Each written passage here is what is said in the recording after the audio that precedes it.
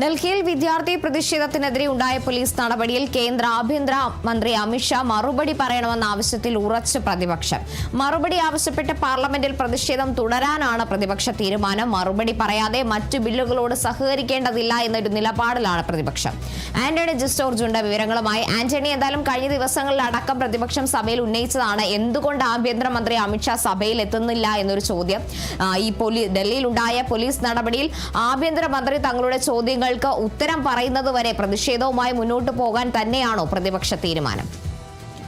തീർച്ചയായും. ഏതായാലും ധർമ്മേന്ദ്ര പ്രധാന്റെ രാജി ആവശ്യത്തിന് പിന്നാലെ, അല്ലെങ്കിൽ ധർമ്മേന്ദ്ര പ്രധാൻ രാജിവെച്ചതിന് പിന്നാലെ പ്രതിപക്ഷം പുതിയൊരു ആവശ്യത്തിലേക്ക് എത്തുകയാണ്. ആഭ്യന്തരമന്ത്രി അമിത്ഷാ രാജിവെക്കണമെന്ന ഒരു ആവശ്യത്തിലേക്ക് ഇപ്പോൾ എത്തുന്നു എന്നുള്ളത് തന്നെയാണ്. ഇന്നലെ മല്ലികാർജ്ജുൻ ഖാർഗെ ഈ പൊതുപരീക്ഷാ ഭേദഗതി ബില്ലിന്റെ ചർച്ചയിൽ രാജ്യസഭയിൽ ആവശ്യപ്പെട്ടത്. നമുക്കറിയാവുന്നതുപോലെ മിനിഞ്ഞാന്ന് ലോക്സഭയിൽ ഈ പരീക്ഷാ ബില്ലിന്റെ ചർച്ചയ്ക്കിടയിൽ അമിത്ഷായ്ക്കെതിരെ ആരോപണം കൂടുതൽ കടുപ്പിച്ചത് ലോക്സഭയുടെ പ്രതിപക്ഷ നേതാവ് രാഹുൽ ഗാന്ധിയാണ്. ഈ ഡൽഹിയിൽ പോലീസ് അതിക്രമത്തിന്, വിദ്യാർത്ഥികൾക്കെതിരെയുള്ള അതിക്രമത്തിന്, ഈ പെല്ലറ്റ് ഗൺ ഉപയോഗത്തിനൊക്കെ അനുമതി നൽകിയത്, അല്ലെങ്കിൽ അതിന് ഉത്തരവിട്ടത് അമിത്ഷാ എന്നുള്ള ആരോപണമാണ് രാഹുൽ ഗാന്ധി ഉന്നയിച്ചത്.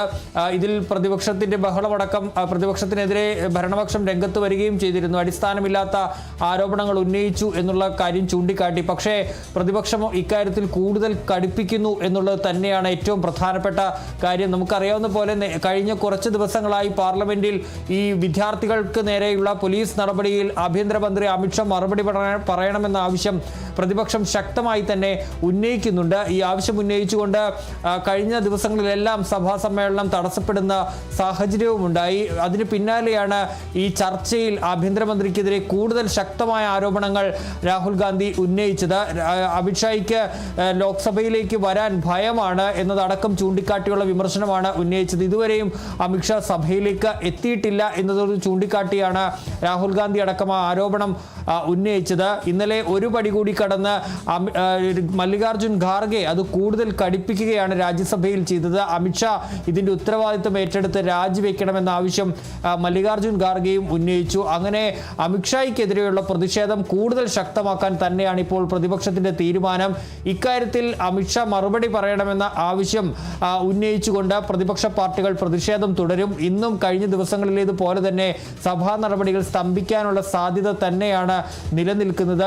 ഈ വിഷയത്തിൽ സഭ നിർത്തിവെച്ച് ചർച്ച ചെയ്യണമെന്നാവശ്യപ്പെട്ട് പ്രതിപക്ഷം അടിയന്തര പ്രമേയത്തിനടക്കം നോട്ടീസും നൽകിയേക്കും.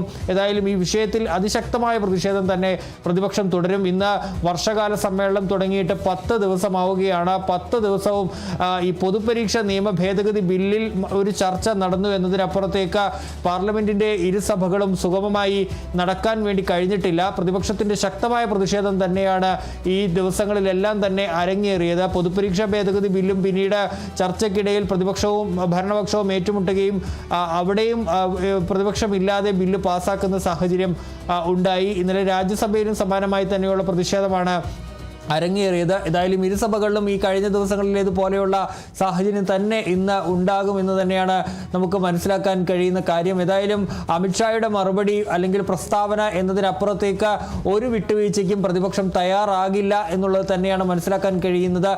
അതുപോലെ തന്നെ ഇനിയിപ്പോൾ FCRA ബില്ലടക്കം പരിഗണനയ്ക്ക് വരേണ്ടതുണ്ട്. അതൊന്നും ഈ സഭാ സമ്മേളന കാലയളവിൽ പരിഗണിക്കപ്പെടുമോ എന്നുള്ളതിൽ തന്നെ ഉറപ്പില്ല. കാരണം പ്രതിപക്ഷം ശക്തമായ പ്രതിഷേധം തുടർന്നാൽ സ്വാഭാവികമായും സഭ നടപടികൾ തടസ്സപ്പെടും. ഇനി FCRA ബില്ല് കൊണ്ടുവന്നാലും അതിനെതിരെയും പ്രതിപക്ഷത്തിന്റെ പ്രതിഷേധം ഉണ്ടാകും. നമുക്കറിയാവുന്ന പോലെ കഴിഞ്ഞ തവണ ബില്ല് പാർലമെന്റിൽ എത്തിച്ച ഘട്ടത്തിൽ വലിയ പ്രതിഷേധം പ്രതിപക്ഷം ഉയർത്തുകയും അത് പിന്നീട് പരിഗണിക്കുന്നത് പിൻവലിക്കുകയുമാണ് ചെയ്തത്. ഇനിയിപ്പോൾ വീണ്ടും ബില്ല് പാർലമെന്റിൽ കൊണ്ടുവരുമ്പോൾ അക്കാര്യത്തിലും പ്രതിപക്ഷത്തിന്റെ പ്രതിഷേധം ഉണ്ടാകും. ഇനി അങ്ങനെയായിരിക്കും ഉണ്ടാവുക. ഇന്നലെ ആകെ പാസ്സാക്കാൻ കഴിഞ്ഞത്, ഈ അജണ്ടയിൽ നിശ്ചയിച്ചുകൊണ്ട് പാസ്സാക്കാൻ കഴിഞ്ഞ ഏക ബില്ല് വന്ദേ മാതരം അധിക്ഷേപിക്കുന്നവർക്ക് ജയിൽ ശിക്ഷ ഉറപ്പാക്കുന്ന ബില്ലാണ്. ആ ബില്ല് മാത്രം ഇന്നലെ ലോക്സഭയും രാജ്യസഭയും പാസ്സാക്കിയതോടുകൂടി പാർലമെന്റ് കടന്നു. പൊതുപരീക്ഷാ ഭേദഗതി ബില്ല് പെട്ടെന്ന് അജണ്ടയിൽ ഉൾപ്പെടുത്തി കൊണ്ടുവന്ന ഒരു ബില്ലാണ്. അടിയന്തര സാഹചര്യം പരിഗണിച്ചുകൊണ്ട് അതും പാസ്സാക്കാൻ വേണ്ടി കഴിഞ്ഞു എന്നതിനപ്പുറത്തേക്ക് കേന്ദ്ര സർക്കാരിനെ സംബന്ധിച്ച് വലിയ പ്രതിസന്ധി നിലനിൽക്കുന്നു കൂടി ഉണ്ട്. ഏതായാലും പ്രതിപക്ഷം ഒരു ഇഞ്ച് പിന്നോട്ട് പോകില്ല എന്നുള്ള കാര്യം ഉറപ്പാണ്. അമിത്ഷാ ഇക്കാര്യത്തിൽ മറുപടി പറയണമെന്ന ആവശ്യത്തിൽ പ്രതിപക്ഷം ഉറച്ചു നിൽക്കും. അതുപോലെ തന്നെ ഇന്നലെ നമുക്കറിയാവുന്ന പോലെ CJPയുടെ സ്ഥാപക നേതാവ് അഭിജിത് ദീപ്കയും അമിത്ഷായ്ക്കെതിരെ രംഗത്ത് വന്നിരുന്നു. അമിത്ഷാ രാജിവെക്കണമെന്നൊരു ആവശ്യമാണ് അഭിജിത് ദീപ്കെ ഉന്നയിച്ചത്. അതുപോലെ തന്നെ CJPയുടെ മറ്റ് നേതാക്കളും അമിത്ഷായുടെ ഇടപെടലിൽ ആശങ്ക അറിയിച്ചിട്ടുണ്ട്. ഇക്കാര്യത്തിൽ അമിത്ഷായ്ക്കെതിരെ അടക്കം പ്രതിഷേധത്തിനുള്ള സാധ്യതകളും CJPയുടെ ഭാഗത്ത് നിന്ന് ഉണ്ടാകാനുള്ള സാധ്യതയാണ് കാണുന്നത്. ഏതായാലും ശക്തമായ പ്രതിഷേധത്തിൽ ഇന്നും പാർലമെന്റിന്റെ ഇരു സഭകളും സ്തംഭിക്കുമെന്നുള്ളത് ഉറപ്പാണ്. ശരി, വ്യക്തമാണ്. ആന്റണി ജോർജാണ് വിവരങ്ങൾ നൽകിയത്.